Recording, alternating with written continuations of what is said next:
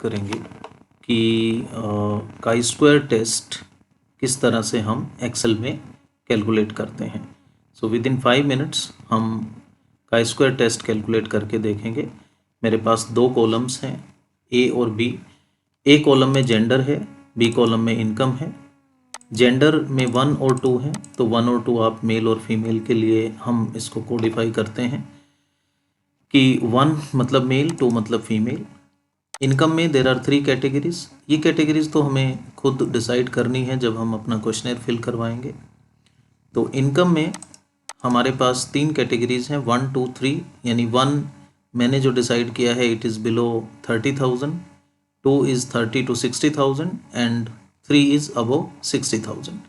So let us see how do we find the association between gender and income.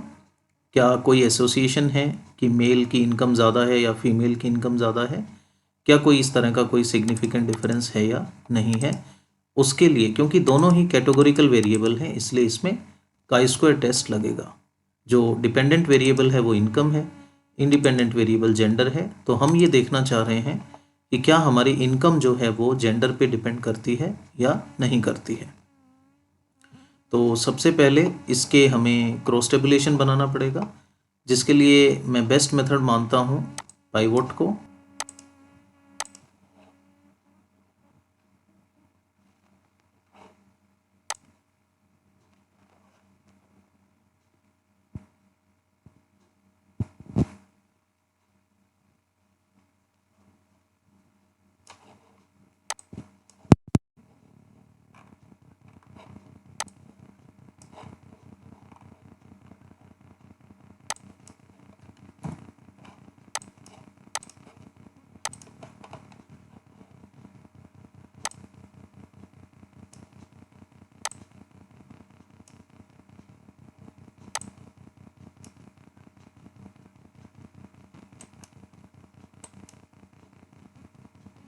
तो इसमें क्या होगा कि वैल्यू लेना हमारे लिए ज़रूरी है। मैं आपको फिर से क्लियर कर दूं कि रो और कॉलम, क्योंकि काई स्क्वायर के अंदर जो भी क्रॉस टेबुलेशन है उसके अंदर बेसिकली रो और कॉलम का ही इम्पोर्टेंस है। तो रो के अंदर हमने रखा जेंडर को, कॉलम के अंदर इनकम को। आप स्वैप भी कर सकते हैं, उल्टा भी कर सकते हैं। अब ये जो टोटल है ये 748 आ रहा है बिकॉज ऑफ ये जो फील्ड है इसको हमें चेंज करना पड़ेगा। तो इसको हम चेंज करके काउंट कर देते हैं। तो अब ये हमारा बिल्कुल सही आ गया है कि किस तरह से हमारी ये चीज़ें काउंट होंगी। ठीक है, तो इसको थोड़ा सा हम थोड़ी सी सिमेट्री कर सकते हैं इसकी अगर हम चाहें तो। This all depends on us if it is required or not. Now this is the table. ये एक टेबल है जो हमें क्रॉस टेबुलेशन दिखा रही है, काउंट ऑफ इनकम और काउंट। हमने रो लेवल क्या रखा है, रो लेवल के अंदर हमने रखा है जेंडर को, 1 और 2 हमारा आ गया। और कॉलम लेवल के अंदर हमने रखा है 1, 2, 3 इनकम को। अब एक चीज़ हम करना चाहते हैं, देखिए काई स्क्वायर क्या है। काई स्क्वायर जो है वो एक तरह से एसोसिएशन डिफरेंस निकालता है ऑब्जर्व्ड वर्सेस एक्सपेक्टेड। अगर हम ध्यान से देखें तो ये क्या है हमारा, ये एक्चुअल है जिसको हम ऑब्जर्व बोलते हैं, ऑब्जर्व या एक्चुअल। तो एक्चुअल अगर हमारा एक्सपेक्टेड के जैसा आए तो कोई एसोसिएशन नहीं, कोई डिफरेंस नहीं है। इनकम और जेंडर दोनों इंडिपेंडेंट हैं। लेकिन अगर ऑब्जर्व्ड हमारा अलग आ रहा है एक्सपेक्टेड से, हम क्या एक्सपेक्ट करते हैं, हम ये एक्सपेक्ट करते हैं कि मेल और फीमेल की इनकम इक्वल होनी चाहिए, बराबर होनी चाहिए, उसमें कोई डिफरेंस नहीं होना चाहिए। ये जनरल थॉट है। लेकिन अगर हम उसमें कोई डिफरेंस आएगा, इसका मतलब ऑब्जर्व्ड और एक्सपेक्टेड में डिफरेंस आएगा। तो ऑब्जर्व्ड तो है जो हमने क्वेश्चनेयर से डेटा कलेक्ट किया उसके बेस पे। अब हम इसके एक्सपेक्टेड निकालते हैं। तो मैं फटाफट एक टेबल यहाँ पर बना लेता हूँ। बिलो 30,000, 30K कर लेते हैं, जल्दी जल्दी काम हो जाएगा। 30K to 60K and 60K to above 60K। ठीक है, उसके बाद यहाँ पे मेल, फीमेल और यहाँ टोटल और यहाँ भी टोटल। ठीक है, थोड़ा सा इसको हम एक्सपेंड कर लेते हैं। सो दैट इसकी विजिबिलिटी हमारे लिए अच्छी रहे। ठीक है,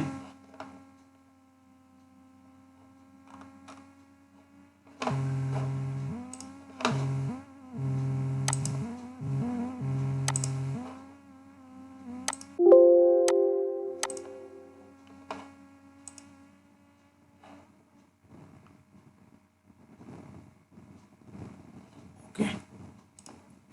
तो नेक्स्ट जो हमारा स्टेप है वो है कि हम इसकी टेबुलेशन कैसे करेंगे। नाउ फर्स्ट ऑफ ऑल इसको आप यहाँ से कॉपी कर लें, इसको कंप्लीट को यहाँ से कॉपी कर लें। ठीक है, ये कोई आपको मुश्किल नहीं आएगी इसमें, यहाँ से पेस्ट कर लें। तो ये हमारी टेबल हो गई। अब पाइवट से हम बाहर आ गए, क्योंकि कई बार ये होता है कि कोई उसमें कहीं फॉर्मूला लग जाए या कोई दिक्कत हो तो हमें कैलकुलेट करने में दिक्कत आ सकती है। इसको डिलीट कर लें, ये हमारा ऑब्जर्व्ड है। एक्सपेक्टेड का एक बड़ा सिंपल फॉर्मूला है, row total multiplied by column total, मतलब ये कॉलम है ये रो है, row total multiplied by column total divided by grand total. तो हम फटाफट करते हैं इसको, row total multiplied by column total divided by grand total, enter. अब ये बड़े बड़े डेसिमल्स कई बार बड़ा इरिटेट करते हैं, इसको सेलेक्ट करके आप इनको 2 डेसिमल तक कर सकते हैं।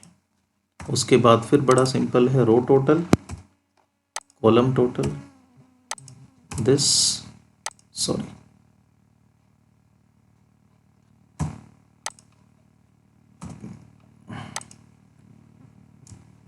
multiplied by column total divided by grand total, row total multiplied by column total divided by grand total this। आप पहले कॉलम टोटल को भी ले सकते हैं क्योंकि इसमें कोई फर्क नहीं पड़ेगा।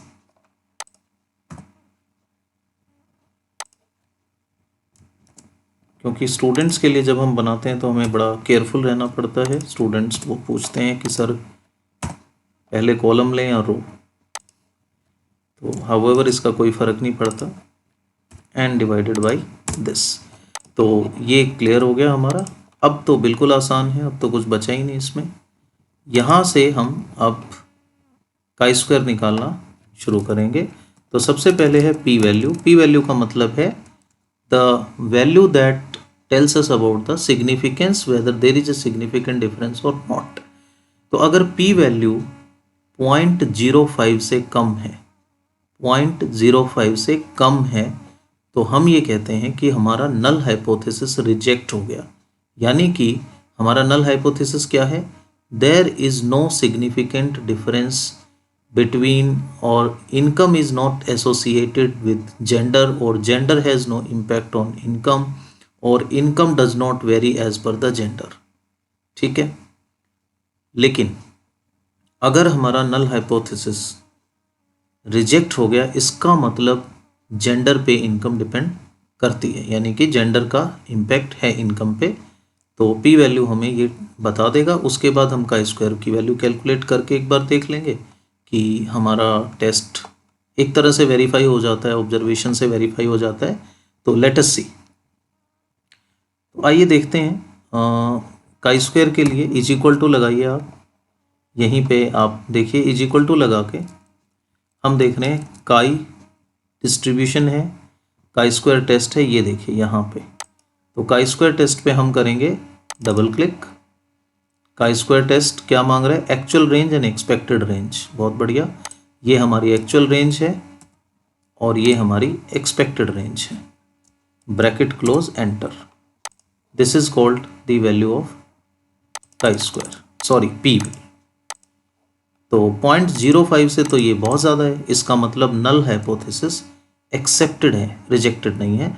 एक डायलॉग हमेशा याद रखना, if P is low null will go, if P is high null will fly. तो नल विल फ्लाई, नल की जीत हो गई, नल इज फ्लाइंग। ठीक है, और काई स्क्वायर की वैल्यू भी निकाल लेते हैं। वैल्यू काई की वैल्यू भी निकाल लेते हैं। विच इज इक्वल टू काई, ये डिस्ट्रीब्यूशन आर टी, इससे वैल्यू निकलेगी। इसमें देखिए एक्स है और डिग्री ऑफ फ्रीडम है, तो एक्स होता है P value, comma degree of freedom क्या होता है, देखिए 2/2 की टेबल में 3/3 मतलब जितने भी क्रॉस टेबुलेशंस में डिग्री ऑफ फ्रीडम होता है r-1 मल्टीप्लाइड बाई c-1, यानी कि रो नंबर ऑफ रोज कितनी है और नंबर ऑफ कॉलम्स कितने हैं। तो नंबर ऑफ रोज है 2, यानी 2-1 मल्टीप्लाइड बाई 3-1, 3 कॉलम्स है ना, 3-1, तो 2-1 हुआ 1, 3-1 हुआ 2, 2 इंटू 1 इज इक्वल टू 2, तो 2 is the degree of freedom. तो ये हो गया, इसको भी आप ऐसे कर लें। तो 0.74 is a very less value. अगर आप टी में, जैसे जेड में हम 1.96 मानते हैं जेड डिस्ट्रीब्यूशन में, तो काई स्क्वायर और टी डिस्ट्रीब्यूशन में भी अराउंड मतलब एक ऐसी सब्सटेंशियल वैल्यू 2-2.5 के आसपास की वैल्यू होनी चाहिए, जिससे कि हम टेस्ट को सिग्निफिकेंट करार दे सकें। तो ओवरऑल इस वीडियो से आपको ये सीखने को मिलेगा कि हम एक्सेल में काई स्क्वायर टेस्ट कैसे अप्लाई करते हैं। Thank you very much. Hopefully you will like this video and you will learn from this video. Thank you very much. Bye bye.